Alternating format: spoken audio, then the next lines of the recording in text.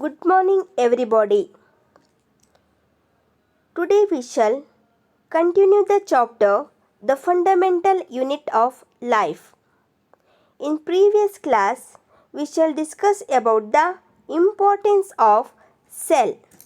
Here, cells were first discovered by Robert Hooke in the year 1665. The Latin name of cell is a little room. So, cell represents the basic structural and functional unit of life. So, organelles. So, some structures inside a cell with specific functions, that's why organelles. So, all organisms are composed of one or more cells, or all tissues and organs are composed of cells. Here note on the point. Here tissues. In your previous class you studied about that. Here tissues means a group of cells are called tissues.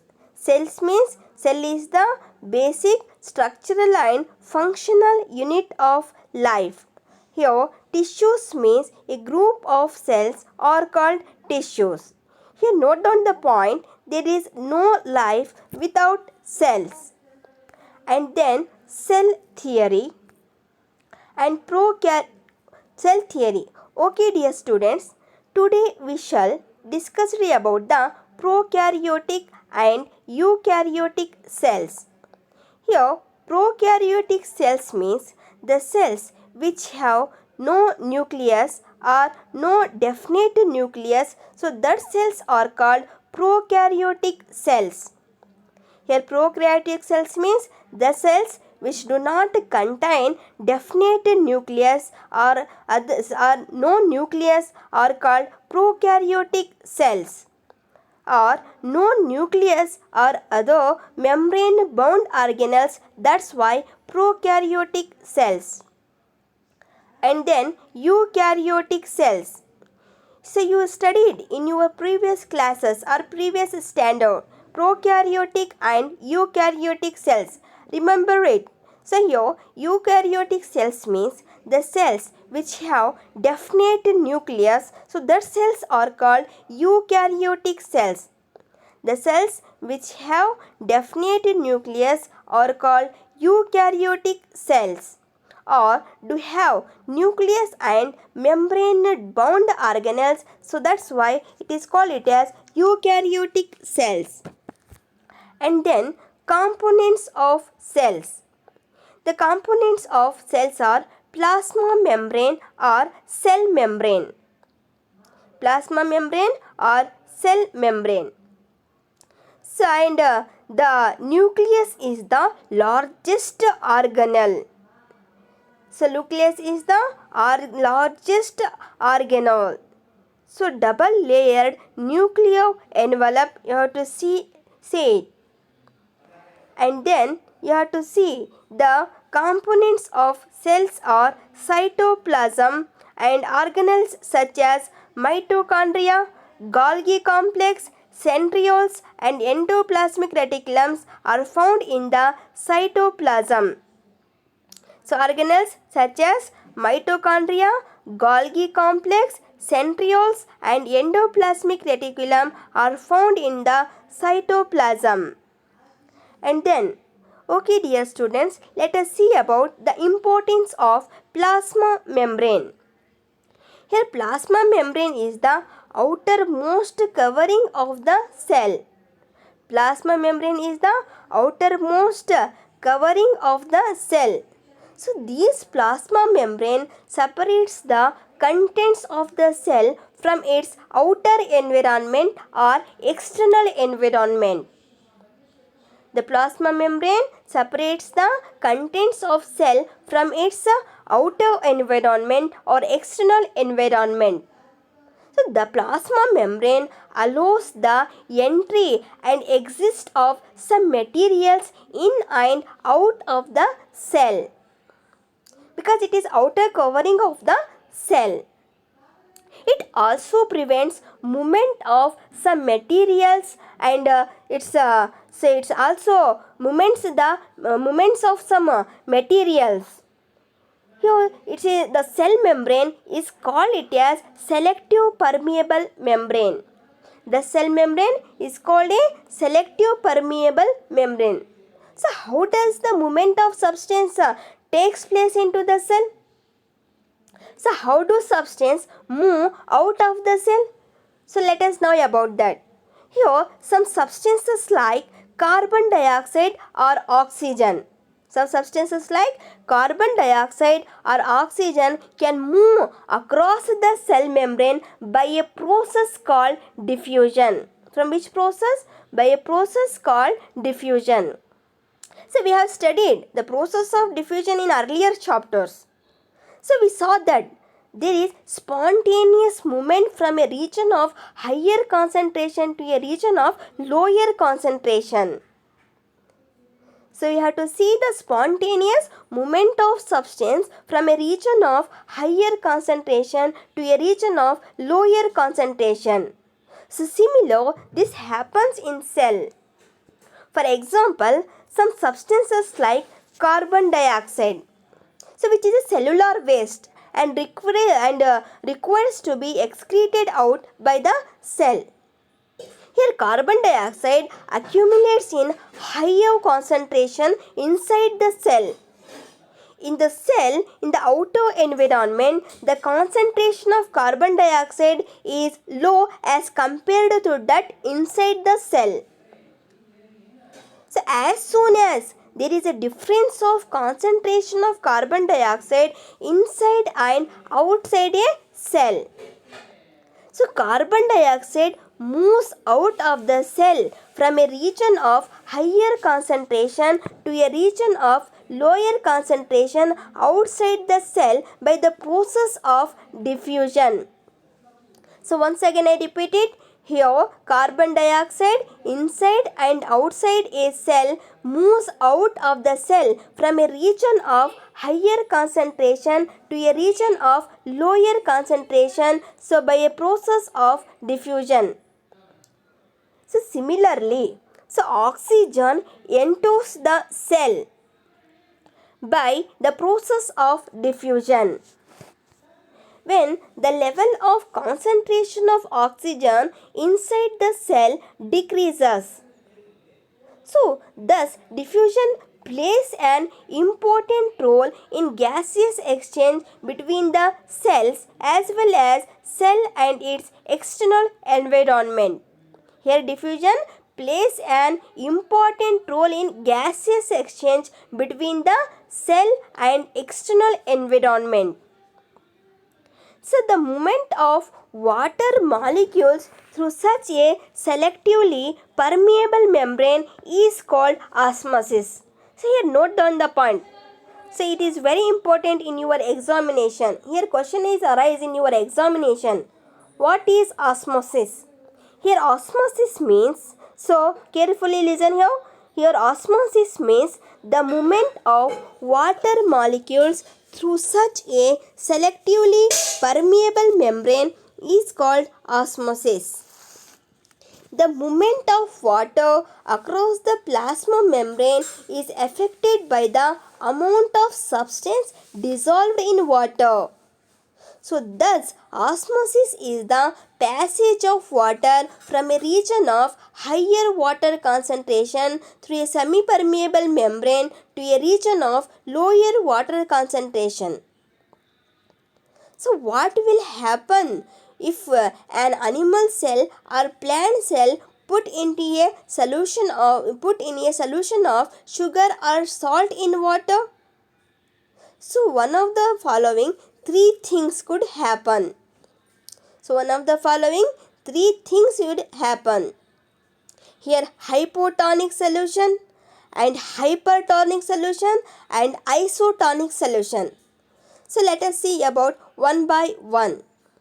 Here hypotonic solution.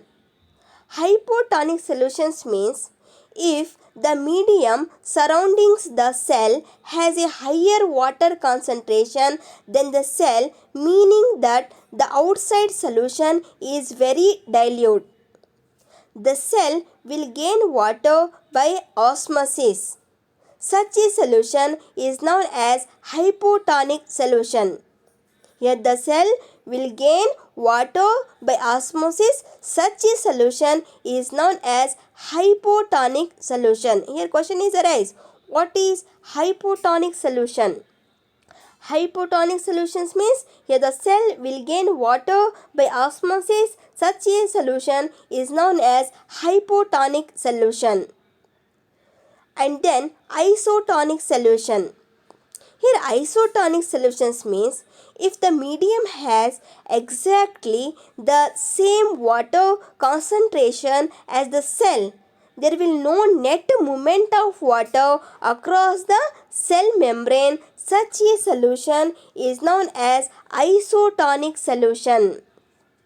There is no net movement of water across the cell membrane. Such a solution is known as isotonic solution. So water crosses the cell membrane in both directions, but the amount of going in the same as the amount of going out.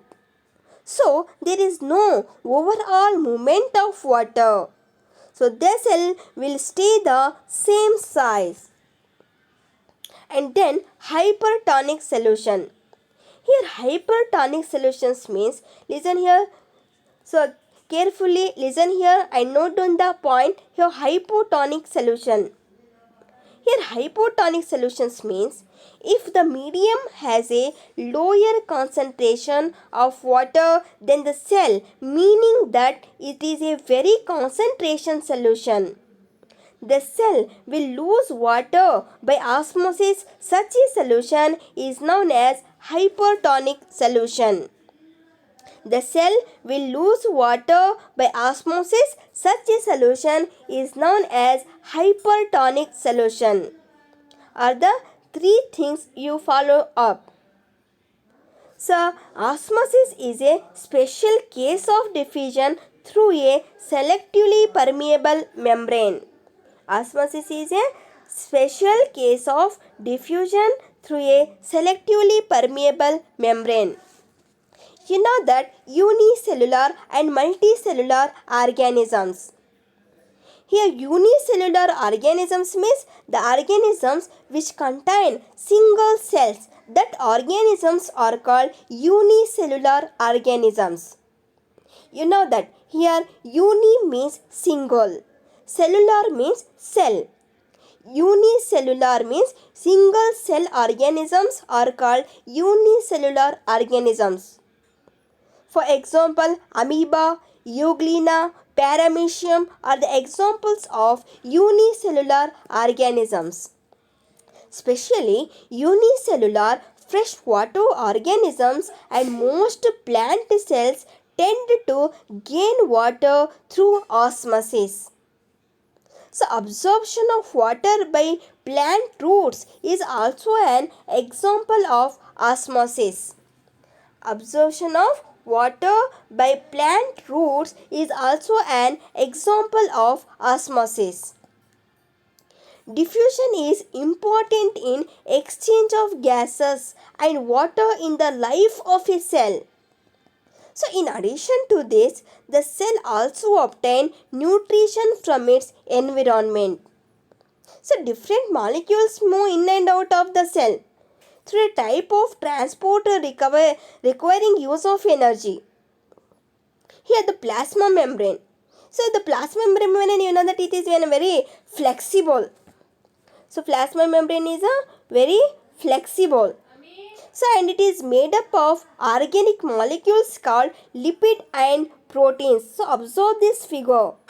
So you can easily understand that. So how the plasma membrane is made up of? The plasma membrane is flexible and it is made up of organic molecules like that lipids and proteins. The flexibility of the cell membrane also enables the cell to engulf food and other materials from its external environment. Such a process it is also called it as endocytosis. Let us see the endocytosis. How endocytosis will take place. So let us observe through the figure. Here the flexibility of the cell membrane also enables the cell to engulf in food and other materials from its external environment. Such processes are known as endocytosis. Here the functions of the plasma membranes are it regulates the materials entering and existing the cell, or it regulates the materials in and out of the cell. I hope you understand that. And then nucleus. Here nucleus. So observe the figure nucleus. You know that prokaryotic cell and the eukaryotic cell. So you know that here prokaryotic cells means the cells which have no definite nucleus. So that cells are called prokaryotic cells. Here eukaryotic cells means the cells which have definite nucleus. That cells are called eukaryotic cells. So let us see about the importance of nucleus. So we observed cells from an onion. Yes, you observed in your previous classes. In the 8th standard, we see under the microscope the cells of the onion. So let us now observe cells. So how the nucleus will be see about that. Here the nucleus as a double membrane layered. The nucleus has a double layered. So covering called nuclear membrane. The nucleus has a double layered covering called nuclear membrane. So see this figure. You can easily know that. So how the nucleus will be and takes place. The nucleus has a double layered covering called nuclear membrane. The nuclear membrane has pores. So the nuclear membrane has pores which allows the transfer of materials from inside the nucleus to its outside. Through these pores, so the materials are transferred from in and outside. So that is the cytoplasm, so which we talked about in the previous section. Here the nucleus contains chromosomes. So very important point. Note down the point. So note, dear students, note the point. Here the nucleus contains chromosomes which are visible as rod-shaped structure. Which are visible as rod-shaped structure. So only when the cell is about to divide. So chromosomes, you have heard the name of the chromosomes. Yes, you hear the name of the chromosomes. So how many chromosomes are present in human being? 46 chromosomes are present in human being. So here human chromosomes contain information for inheritance of features from parents to next generation in the form of DNA. So note down the point. Here chromosomes. What do you mean by chromosomes? So what are the importance of the chromosomes? That is very very important. The meaning of the chromosomes. You study in your next classes and the next year or in your higher classes also. Here chromosomes contain information of inheritance of features from parent to next generation in the form of DNA. Here what do you mean DNA? Here DNA means deoxyribonucleic acid. DNA means deoxyribonucleic acids. Here chromosomes are composed of DNA and protein. Chromosomes contain composed of DNA and protein. So DNA molecules contain the information for necessary for constructing and organizing cells. Constructing and organizing cells. So functional segments of DNA are called genes. Here question is arise in your examination. What are genes? That's that's one is very important in your examination also.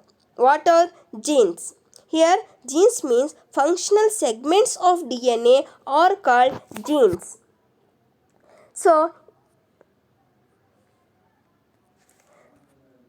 in a cell which is not dividing, this DNA is present as part of chromatin material.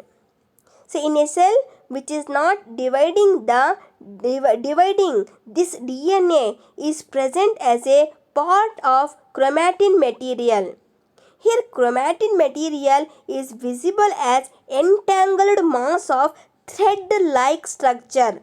When you observe under the microscopes, so these chromatin look like the thread-like structure.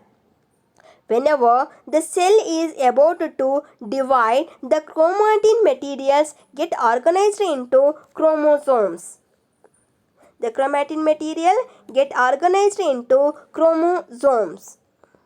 Here nucleoli are a special part of certain chromosomes that carry multiple copies of DNA used to synthesize the ribosomal RNA. So nucleoli are special parts of certain chromosomes that carry multiple copies of DNA used to synthesize ribosomal RNA.